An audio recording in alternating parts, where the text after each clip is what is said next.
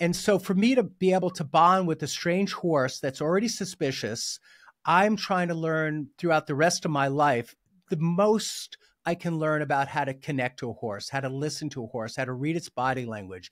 And Chris, he does many things, but that's one of the things that touched me the most was his expertise in being able to share this energy that the horse has and what the horse is trying to tell us, and also the best way to work with a horse. I realized I need the horses for my own mental health. Skiing's fun, partying's fun, but it's not feeding my soul. It's not rewarding me for me the way I feel when I'm with the horses. Hey, I'm Dr. Doug. I'm a chiropractor for both animals and humans. My life's passion is volunteering at farms and helping rescue animals in need. Join me as we connect with people who have dedicated their lives to helping animals. Together we'll discover how helping animals live better lives will teach us to be better humans. Welcome to the Animal Cracker Podcast. Today we're thrilled to have Chris Irwin, a trailblazing horse trainer whose work redefines our bond with these majestic animals. Now, I just want to tell you how I know about Chris. A couple of years ago, it was during the height of COVID, and I wasn't getting out much, and I decided to look him up a little deeper because I heard of him and I found out that he had a course that I could take online, and I dove into that. And what I was really looking for, because I'm not looking to ride the horse, I'm looking to work with the horse on the ground. And he does have training for both someone that might get up on a horse needs to learn, but also working from the ground. And because a lot of people don't realize this, but when I go to especially a rescue farm, I'm working with typically an abused horse, not a horse that grew up in that family and has been loved and nourished its whole life, but horses that were surrendered or maybe on their way to slaughter, hundreds of pounds underweight, usually when they arrive at these farms, and they've had horrible abusive lives. And they have me come in a couple of months later after they've already fed them up for a few months. But these horses are skittish, they're suspicious. And the first thing that I'm going to be doing within a couple of minutes is sticking my fingers into their worst, most sore, painful spots, because that's the reason they want me to work with the horses, because they say it's limping or we can tell it's in pain. And so for me to be able to bond with a strange horse that's already suspicious, I'm trying to learn throughout the rest of my life the most I can learn about how to connect to a horse, how to listen to a horse, how to read its body language. And Chris, as a horse trainer, he does many things, but that's one of the things that touched me the most was his expertise in being able to share this energy that the horse has and what the horse is trying to tell us, and also the best way to work with a horse. So I am totally shaped by the lessons I learned from Chris, and it comes into my work every single day, not just with horses, but I even use his work with other animals like dogs and cats and chickens and cows and goats. So Chris, welcome, and thank you so much for being my teacher. And I'd love for you to share some of these great lessons that you've accumulated over the life of your work. Thank you, Doug. I'm honored to be here. I appreciate the opportunity. Thank you. I'd love for you to tell people like how you started. Like there was a time when you weren't a horse trainer. How long have you been a horse trainer? Oh, it's just over 40 years now. Yeah. And would you call yourself a horse trainer? Because you do so much more. Like what would you say you do? I would define it generally as just a horseman. To get a little more specific, I would say I have always had a focus on behavior, whether it's the behavior on the ground or the behavior in the saddle, but more of a behaviorist. Don't take us all the way back to birth, but when you were an adult kind of trying to find what you're going to be doing in this lifetime, how did that transition into your work with horses? Well, I have written books on this subject. I'll try to give you the short story, the shortest version.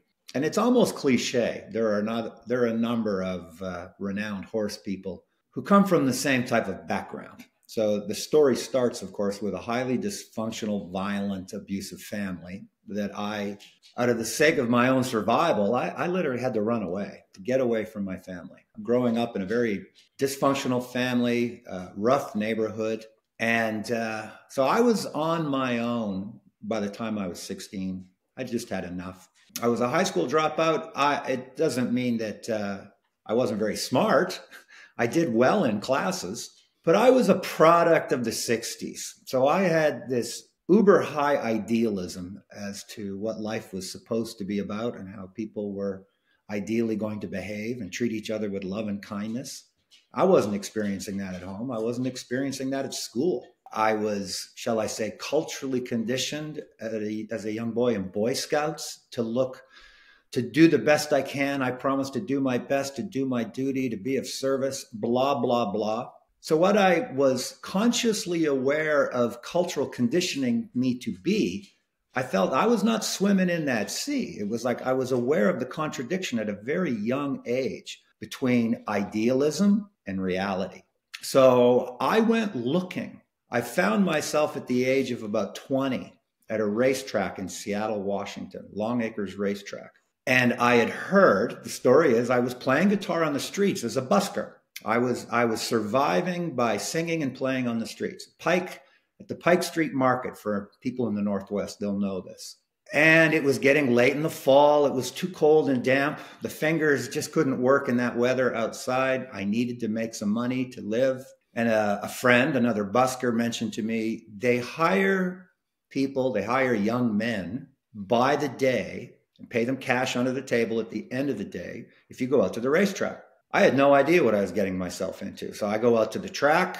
I walk around back of all these long barns. I'll never forget it. I walked around this corner, and all of a sudden I had the view of long barn after long barn, and there were horses everywhere, and the sight and the smell and the sounds. I just took it all in. And at that moment, I had like a physiological reaction. My entire body started vibrating. I had goosebumps. I felt delirious. And I knew this is what I'm looking for. I just found it. So I was compelled by the horses. There was just something about them that so resonated deep within me. So falling in love with driving is what came next. And the lessons that I learned driving singles and driving pairs of big draft horses. Wait 1 second. So if someone doesn't know what driving is, can you tell us what that means? I know what it means, but. Well, the one that everyone can relate to, of course, is the Budweiser beer commercials with the Clydesdales. So driving is essentially a horse in harness pulling some kind of vehicle. It can be a pony pulling a little cart all the way up to 8 massive 2,000-pound Clydesdales or Shires or Percherons pulling wagons. So the art of driving, you're not riding, you're behind them with just the 2 lines in your hand.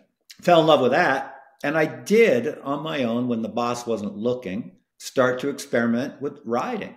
I mean, my real first introduction to riding was just climbing up on these Belgian draft horses bareback and driving them from their back. That's the way I looked at it. If I can drive them from the seat in the cart or in the wagon, why can't I drive them sitting on their back? By the age of 22, I then had another friend who was down in Lake Tahoe, a ski bum friend who got a job working in a riding stable in Zephyr Cove, Lake Tahoe. I went and visited him. Now I'm immersed in about 100 horses. They're not race horses. There were some retired race horses there. They're not draft horses. They're recreational saddle horses. And I was like a kid in a candy store to be there. And I spent the summer there, and the general manager offered me a job. I went back to Canada for a winter skiing, but then I did come back the next spring and I started working there. And that's when the learning curve really took off. Fortunately for me, with my experience at the racetrack and my experience with driving, I had enough skill already that the general manager was pleased with what I could do with horses. And I didn't have to start out as a guide taking tourists around. I got just train, work with horses. And that was full immersion. And what I was seeing in the horse world was that people weren't really trying to learn or understand, shall I say, how, the mechanics, techniques. There seemed to be, with horses, just this illusion. And I think a lot of it does come from the media, from television, from the movies we all grow up with. That human beings are this dominant species and a horse should just do what it's told. And if it didn't, then you would just do it harder, whatever it was, shove the square peg in the round hole. Right, which is what we did for parenting as well, right? Yeah, We exactly. break the will, we dominate. And there was a term, well, it's still a term, but it was written in law that all these things are our chattel, chattle, which means our Yes. possessions. That's the world I was running away from. It was in my home. It was in my family. It was in my culture. I didn't want to grow up to be just another toxic male. I just didn't. It's in Tahoe, I start to do some research. I start going to libraries, getting books about horses, horse world. I had no idea that they were all these different disciplines. I didn't know about dressage. I didn't know about reining. I didn't know about 3-day eventing or jumping. I didn't know about endurance riding. I didn't know about any of that stuff. And so I became fascinated. Well, there's all these different facets, these different disciplines within the horse industry. I need to go find where I fit. And I realized if I picked, and back then, Doug, the way it worked, if you wanted to make a career out of this, because I know this is what I want to do. Back in the 80s, the way it was is you picked a discipline. To do well, to make a living out of it, you would essentially need to compete. And as a competitor, you would need to win at a high enough level that that's how you prove your credibility. And once you've proven your credibility, then there's job opportunities for you as a trainer, as a coach, getting a sponsor, blah, blah, blah. You mean competing first, like as a dressage competitor, a rider? Yeah, in whatever discipline. Yeah. Compete in reining, compete in Western pleasure, compete in trail class, compete in endurance, compete in jumping, in dressage. Be a competitor. And if you do well and you win enough at a high enough level, that's how you prove yourself. But I was already seeing that top competitors in each discipline had behavior problems. I'll jump ahead. It becomes really eye-opening when you're working with Grand Prix riders who compete on an international level, but they're afraid of their horse in the box stall because it hates them. It wants to attack them. So I'm seeing that I don't want to focus on one discipline and become a competitor. And by the way, I'm still this struggling kid. You know, the horse industry is kind of like deciding, well, I'm going to go to New York and become an actor. I'm going to go to LA and become an actor or a musician. It's more like the arts in the sense that it's either feast or famine. So I knew I don't have the money to buy really expensive horses and spend my weekends at horse shows. I don't. So this is the catch-22. The only way that's going to happen is if I'm hired to do it, but I'm not going to get hired to do it without already proving that I'm successful at that level. It's kind of like we all know about when you're a kid looking for a job and it says experience needed. Right. How do you get started? You lie. I lied to get my first waiter job. In this business, you might exaggerate or embellish your ability in order to get an opportunity. So how it got started for me was as I focused on behavior, how my career started to really accelerate was getting referrals from veterinarians and farriers, horseshoers. I'm going to fast forward to by the age of 30. I didn't want to go down that track, as I say, of competition. I'd managed to get to the point where I had just scraped together and saved enough money that what I started doing was going to like these, as you talked about them, these killer auctions in Nevada and California is where I am now. And I would go to an auction and buy a horse literally for $300, save its life. This horse is going to get killed. And a lot of those horses that go to the auction, as you said, they're either too old or too broken down. Nobody wants to keep them anymore. I shouldn't say nobody. Most people, once the usefulness of the horse isn't there, they throw them away. Right. But there were also horses going to the auctions that were perfectly physically sound. They were mentally traumatized, and they had become bad horses. So now we get into it. When the horse is stressed about how people are handling it, the oversimplification is the horse is triggered into fight, flight, or shutting down. Most horses are triggered into flight or shutting down. And when the really inherently brave, strong, stoic horses decide to fight the trainers that are trying to break them, when the trainers can't break too difficult of a horse, they just take it to the auction, let it be meat. You know, they call them the meat men. It's the men that run those auctions. Yeah. So, and they'll be referred to as like, let's take them to the meat men. Correct. Yeah, that's horrible.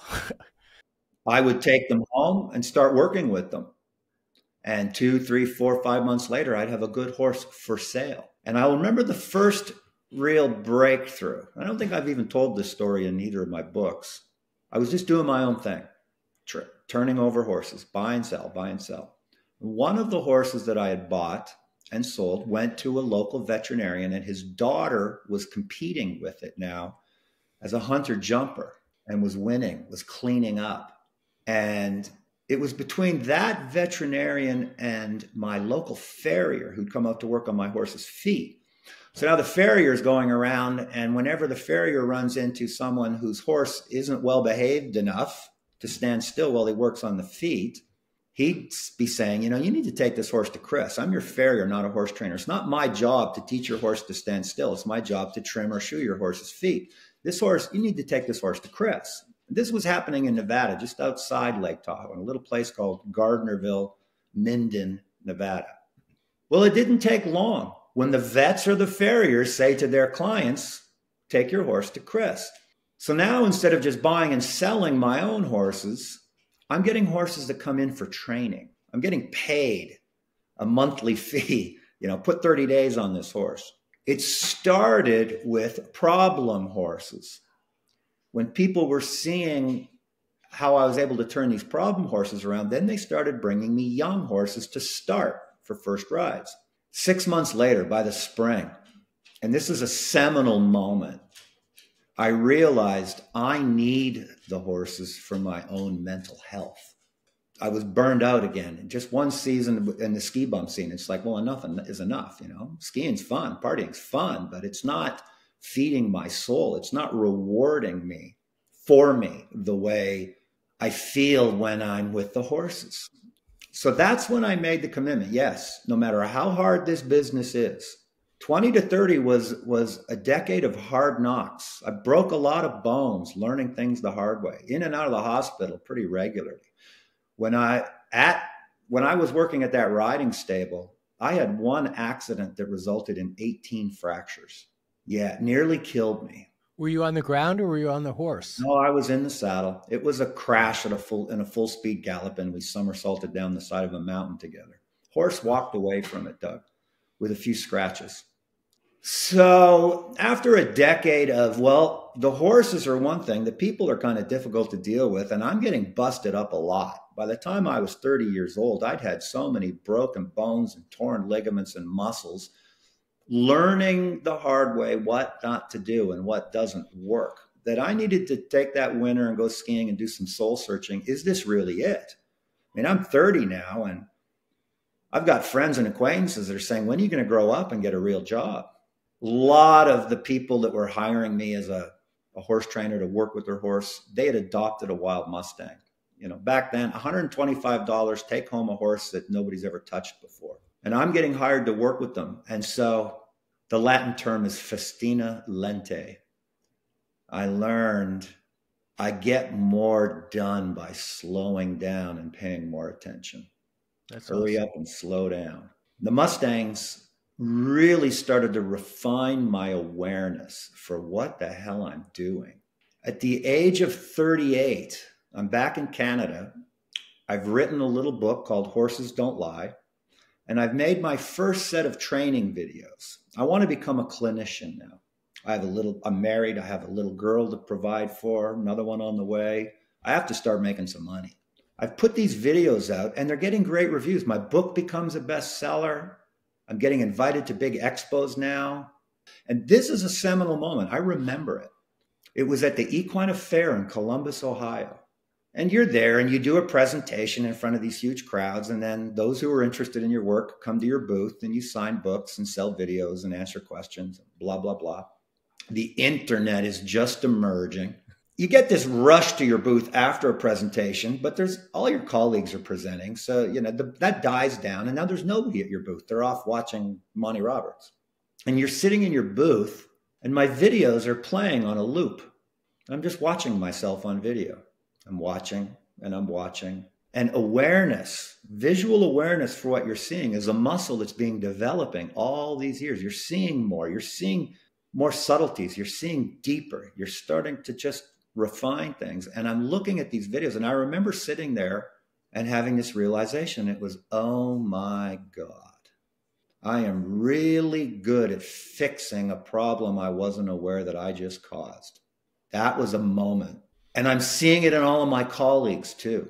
I'm seeing audience applaud us for fixing, changing for the better a situation with a horse, whether it's on the ground or in the saddle, in the round pen, on the lunge line, driving. But now I'm seeing, no, we're reacting to a horse reacting to signals we didn't know we just sent. Oh my God, what a wake-up call that was. Everything changed. I had to throw all those videos that had gotten rave reviews in horse industry magazines, stop, full stop, reset, start over. The analogy that I often use for this is the fireman accidentally started a fire without realizing it, then sees the fire, puts it out, and feels good about himself. And then he's the hero in the newspaper. The hero who saved the day without realizing. You know, to keep on track with this, but to interject, can you give me an example of a moment like that maybe you did cause the fire, but then you brilliantly fixed it?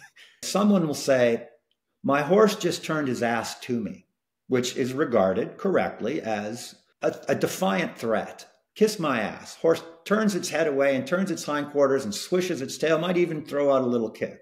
And the person will say, he turned his ass to me. He's a bad boy. And my response is, well, there's a 50-50 chance here. He may have turned his ass to you, or he may have felt you were threatening his head and he turned his head away from you. Either way, you get the hind end. Am I really pushing the hind end to you, or am I taking the front end away from you? And people don't really know which it is until I show them, until I point it out. Look. Step onto this leg and watch your horse's response. Now step onto that leg and watch your horse's response. And it is night and day. It's black and white. It is absolutely the polar opposite response. That's just the legs. It happens from people's hips. It happens from people's center. As silly as this sounds, where's your belly button really aiming? Where's it aiming? People use words. They'll talk about their core. We all have a core. Your belly button is the center of your body. So as you walk forward to a horse, approaching it with forward energy is herding. Think shepherd telling sheep to move forward, move away. Think cowboy moving cattle, move away, go away from me. So forward steps towards the horse are sending the message, go away.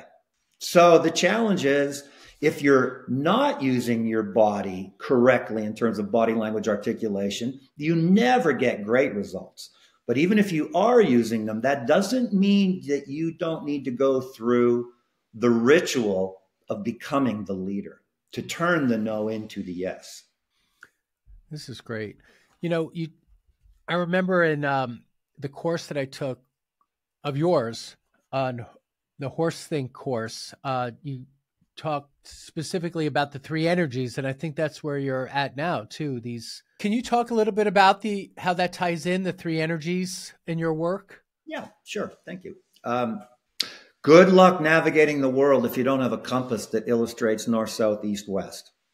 We're getting to that level now. There are only three energies that emanate or emote from the body.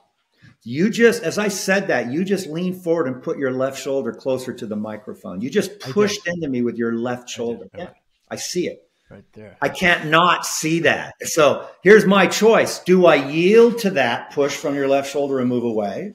So your energy is pushing me with your left shoulder. My energy is drawing back and yielding to it. The three energies are pushing, blocking, and drawing. Pushing is sending a body part away from you. Blocking is not pushing it away or drawing it in.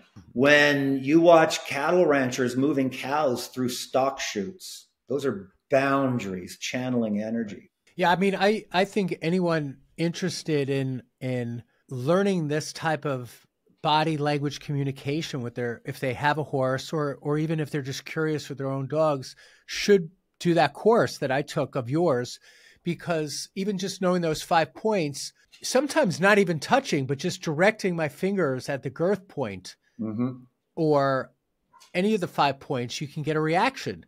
Correct. I can literally touch the skin, or I could put my hand towards it and it works. And I can see when the horse is now looking at me going, oh, I know. one of my favorite little isms, and the audiences always chuckle when they hear this. They're watching a horse and I go through a process of engagement, or I don't know the horse. I've never met the horse. I don't know the horse. The horse doesn't know me. We are going through this little competitive ritual so that I can establish myself as the leader, to earn that mantle of leadership through my behavior. And there gets to be a point where I can see there's this big light bulb clicking in the horse's mind, and the horse is looking at me and it knows that I know. And there's the next moment comes, and this is always a fun one, where I can say, and I'm saying it to the horse with words for fun, just so the audience understands where I'm going here. I know you know, and I know you know that I know that you know. We're there. We are there. Now, I can be 30 feet away, and you do it with your hips, not your shoulders, but I'll do it with this shoulder. I'm going to do my right shoulder into your left shoulder. We're lined up pretty good, you and I. So there's a little push, just that. If I don't tell people to look for it, this is how subtle it gets. Yeah. See that little shoulder coming at you? Well, visualize that was my hip, and I sent it to your hip. And as I sent the push to your hip with this side of my body, I did the draw with turn and come to me. It's the slightest little push draw, push draw, push draw. And from 20, 30 feet away, that horse just drops its head and walks over and cuddles up with me. There was no touch. And the movement is so subtle that if I didn't tell people what to look, everybody watch my right hip on 3. Ready? 1, 2, there. If I don't tell them to see it, they don't see it. But the horse is hungry to see it. They're just thirsty to see it. And they do. So it's really just, it's there anyway. It exists. It's whether we learn to understand it and maybe be able to use it to connect at a deeper level, whether it's a human or an animal. I read body language all the time for pain. Like I find I can't even turn it off sometimes. I'm in a New York subway and I see someone sitting like this and I just want to come and, change their posture. Or I could tell where they're in pain. I watch how they limp. I watch their gait. I do it with animals too, but it's so fascinating for me to hear that it really boils down to those 3 energies. From there you build up all the practice, but you start with the simple and the profoundly simple, but then you can branch it into all sorts. I mean, your other course that I'm doing now called Physio from the Saddle, that's I believe it's your most recent course, or do you have something more recent than that? Can you remind me of that story or share it with? Sure. I mean, I remember the story, but can you share it? Because to me, that's something I think I got to keep learning. I'm such a beginner on my journey. I'm learning a lot. I think I've done a lot so far and I'm excited, but I just have so much to learn and I'm just hungry to keep growing. I'm so young in my journey. Yeah, and it's wonderful. I love your enthusiasm for it. Yeah. So tell us that story when you're at the Vlugen Institute in Germany and you have this crowd of students and people watching you, and then they bring out this horse that probably looked pretty sad in its moments. So this is actually a composite story involving the Institute and its founder, Yannick Vlugen. One episode actually there at the Institute, and then another one the next season at a school nearby that he's affiliated with that I also teach out of. So the story is I've been coaching these students of osteopathy, and a lot of them are veterinarians now studying equine osteopathy. So I'm there to coach them on their bedside manner. Yes, you need to palpate that spot. What are you doing with your legs, your hip, your center while you're doing it? So that's why I'm there, is to help them be more conscious of their body language while they're working on a horse.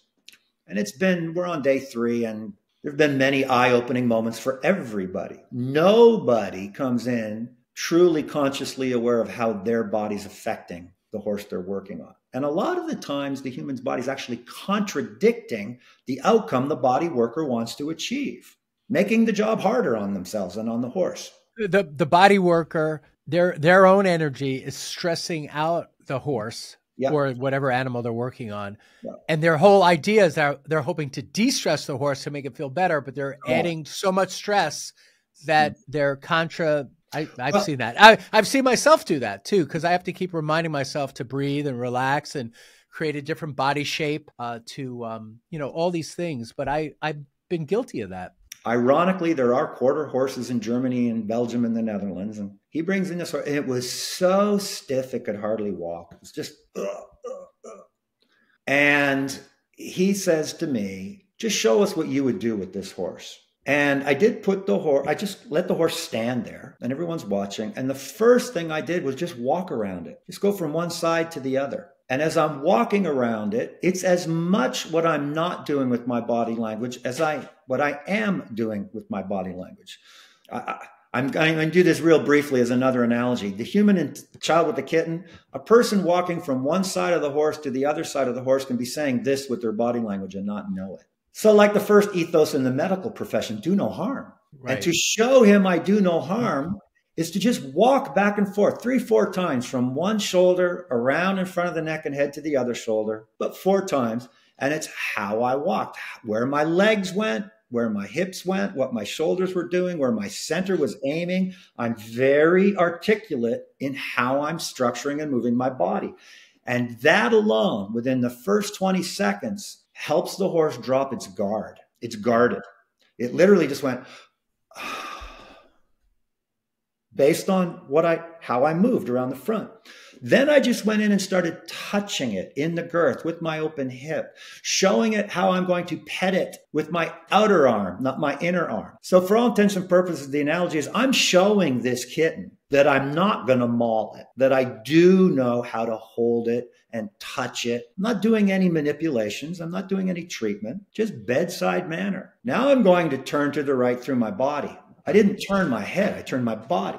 Most people are working horses nose first. Now, in nature, when a horse moves its nose first, biomechanically and physiologically, that produces adrenaline flow. So a horse can be pretty zen, just out in the pasture, eating grass. Something in the environment triggers it, a sight or a sound, and the nose comes up and the head turns. It's the head that moves. The body's frozen like a statue and the neck and head are doing this. Immediate production of adrenaline. So I'm now showing him, I am going to touch him now. And I want his head to look to the right, but I don't reach out to his head and pull his head to the right. That's the human causing the nose to move first. And it's the most natural instinct for a human being. Instead of pulling his head to the right, I put my hand on the halter and just hold it. I'm not going to pull it that way with pulling energy, but he's going to bump into it if he tries to go that way. A blocking energy that disallows left is not at all the same as a pulling energy to go right. I hold the halter, I don't pull it. I open my hip next to his head as a draw. I take my other hand down, I touch him in that girth button. And there is now a circuit of energy between our two bodies. I'm sending pushing energy to the girth, drawing energy from my hip, blocking energy with my hand. That circuit of energy goes right through his spine, starts in his back, goes down his shoulders, down his neck, into his head, into my hand, and we're flowing. I did it on the right side. I did it on the left side once. And as I'm going back and forth, you hear chiropractic alignments are happening. Yeah, little adjustments. Little adjustments are happening. And I'm not being invasive, but all it took was 2 things. Help the horse relax to the degree that it can by not mauling the kitten. Show him how you move so that brace about being guardedness about being around you relaxes. And then do send energy that starts in the body and comes out the nose last. They were just blown away. Yannick was like, he says, you're doing osteopathy without doing osteopathy. That's why this is so interesting to me because, you know, I've been a human chiropractor for 25 years. I've been working with animals for only 3 or 4 years now.